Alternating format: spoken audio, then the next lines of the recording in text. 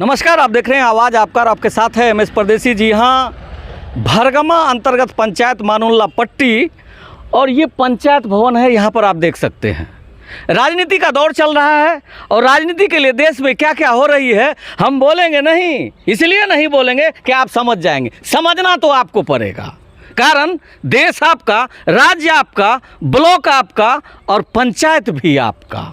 चूँकि आपको ही सोचना पड़ेगा कि आखिरकार नरपतगंज के जो विधानसभा क्षेत्र हैं जिसमें लमसम 42 पंचायत है, वो पंचायत का आखिरकार सर्वांगीण विकास कैसे होगा।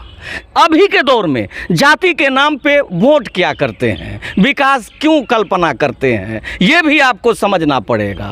चूँकि जो त्राहिमाम नरपतगंज क्षेत्र में है वो अभी लगभग 10 साल से हमने देखा है कि नरपतगंज विधानसभा में आखिर हो क्या रही है। अगर इस चीज़ को देखें तो अभी का दौर में अभी ये मानुल्ला पट्टी पंचायत है और इस पंचायत का पंचायत भवन का अगर हाल आपको दिखा दें तो आप कहेंगे विकास तो बड़ा जोरदार हुआ है। पंचायत का विकास में कोई कमी नहीं है। इसलिए मैं कह रहा हूं कि न जाति, न धर्म, न कोई राष्ट्रीय पार्टी, आपको सिर्फ अगर देखना है तो विकास देखना है। और विकास के लिए समाज में घुलने मिलने वाले व्यक्ति हैं, उनसे मिलें, उनका विचारधारा को अपनाएं, उनसे भी विचार लें कि आखिरकार इसका विकास कैसे होगा। इसी क्रम में आज यहाँ पर जन अधिकार पार्टी के बहुत से पद पे विराजमान हैं जेडी यादव जी यहाँ पहुँचे हुए हैं और संजोग से हम भी पहुँचे हुए हैं। तो इन्हीं से जान लेते हैं कि आखिरकार आज यहाँ क्या हो रही थी और ख़ास करके नरपतगंज विधानसभा क्षेत्र के लिए इनका क्या विचार है और इनका क्या रणनीति है। आपका बहुत बहुत धन्यवाद करेंगे कि जो आप हमारे इस सुदूर इलाके में यहाँ पर आए, अपनी पत्रकारिता के माध्यम से लोगों तक, जन तक इस चीज़ों को पहुँचाने के लिए, हालात और परिस्थितियों पे।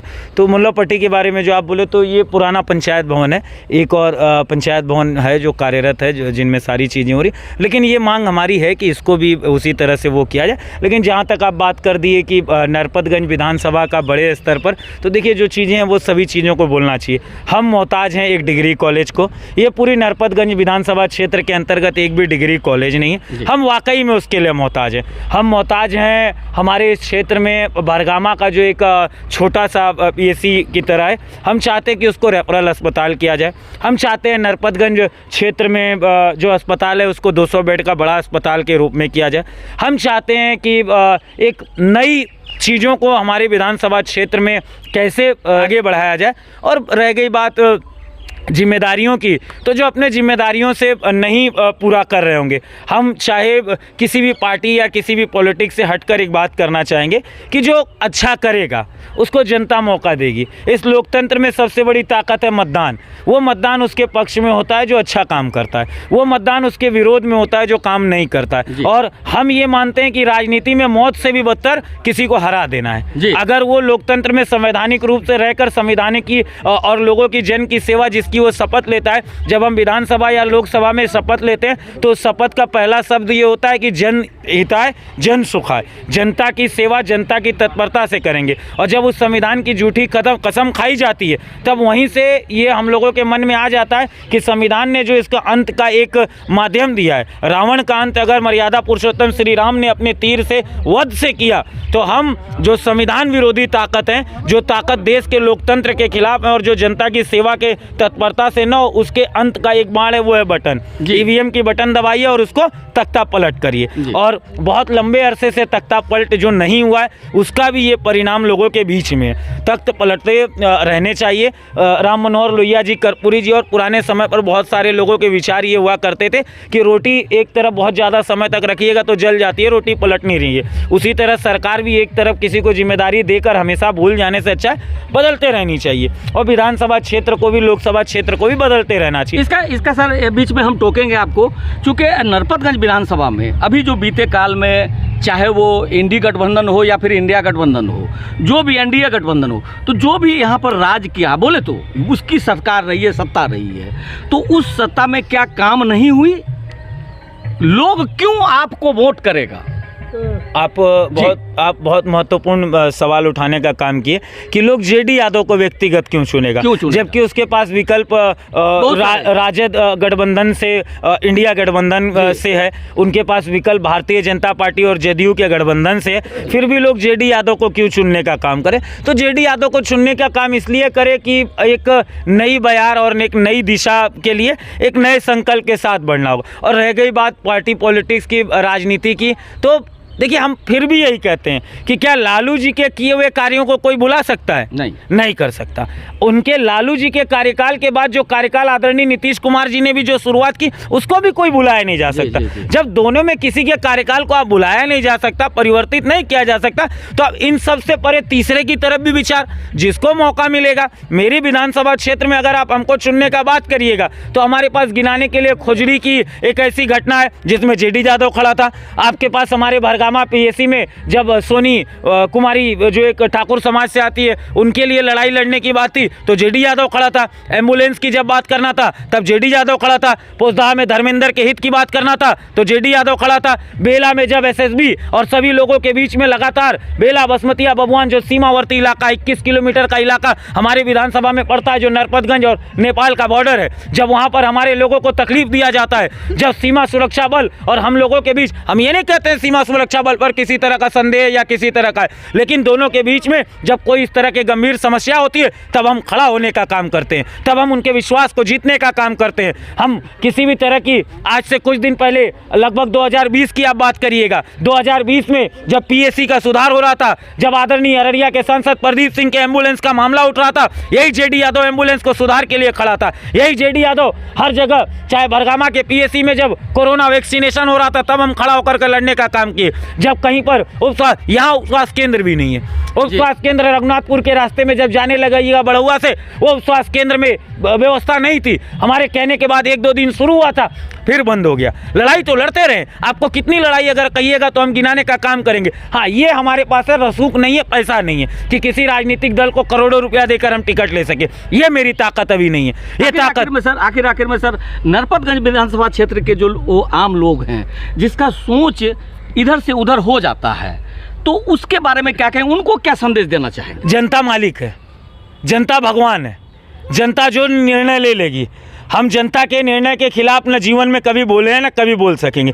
यही जनता है जिसने 2015 में हमको हराने का काम किया, यही जनता है जिसने 2019 में हमको हराने का काम किया, यही जनता है जिसने 2020 में हमको हराने का काम किया। इसलिए हराने का काम किया, शायद उनको लग रहा था कि अभी संघर्ष करेंगे, मेहनत करेंगे, और 2024 में एक इतनी बड़ी जीत दी कि हिंदुस्तान की राजनीति में प्रधानमंत्री की जीत की चर्चा उतनी नहीं थी, लेकिन हमारे 2024 के जीत की चर्चा पूरे हिंदुस्तान ने देखी। तो जनता जनार्दन है, जनता मालिक है, और जनता जिस अनुसार निर्णय लेती है, जनता का जो निर्णय होगा वो मेरे लिए स्वीकार होगा। राजनीतिक से परे हमेशा इस बात को कहते हैं, अगर यहाँ पर नरपतगंज लिखा है तो लिखा है, तो होकर रहेगा, वो होकर रहेगा। वो जनता है, जनता का निर्णय जब जिस अनुसार लेगी उसका स्वीकार है, उससे हम लोग परे कभी न सोचे न सोचेंगे। और रह गई बात विश्वास जीतने की, तो लोगों के बीच रहना है, लोगों के बीच काम करते रहना है, लोगों के बीच आना है, लोगों के बीच जाना है, और उनके सुख दुख में, उनकी परेशानियों के बीच में एक समाज सेवी के रूप में रहेंगे, और जनता जो निर्णय लेगी उसी निर्णय के साथ में उसमें आगे बढ़ने का काम करेंगे। बहुत बहुत धन्यवाद आपको। आपको बता दें कि नरपतगंज अगर विधानसभा की बात करें तो यहाँ पर जो अगर अस्थायी रूप से देखें तो जो विधानसभा जीत के जाते हैं, उम्र का तकाजा को आप समझिए, और देश नौजवानों के साथ है, नौजवान के साथ में रहना चाहता है और नौजवान का नेतृत्व चाहता है, तो समझना आपको है। 2 शब्द में आप क्या कहेंगे, आज का जो मीटिंग हुई, इस मीटिंग में क्या क्या कार्य किया गया? मीटिंग में यह जो समस्या है, हर जगह का करप्शन है, थाना में, ब्लॉक में, अंचल में, इस पर जो है विचार किया गया। जो हर जगह जो है करप्शन है, हर जगह घुसखोरी है, बिना पैसा का कोई नहीं सुनता, बिना पैसा का सीओ नहीं सुनता है, बिना पैसा का एक थाना में जो है एक आवेदन नहीं लिया जाता है, जो है वहाँ केस होता है, उसमें जो बिना पैसा का केस नहीं होता है। इसी सब के लिए जो है यह मीटिंग हुई, और पार्टी विस्तार के लिए जो है हम लोग कोशिश किए। जो है क्या परिचय हुआ सर? राजेश कुमार यादव, घर खैर रामघाट कुस्कापुर। जी, बहुत बहुत धन्यवाद। और आप क्या कहेंगे, 2 शब्द खास करके मानुल्ला पट्टी का जो स्थिति है, जिसमें हम देख रहे हैं कि कई बुजुर्ग लोग आपके साथ में हैं, तो इसका, इस पंचायत का क्या सर्वांगीण विकास हुई है या फिर नहीं हुई है? और आप जिस पार्टी में हैं इस पार्टी के नेतृत्व से क्या आपका और कुछ हो सकता है, ये कहें। देखिए, हम लोग का तो पार्टी का जो संघर्ष है वो तो जारी है।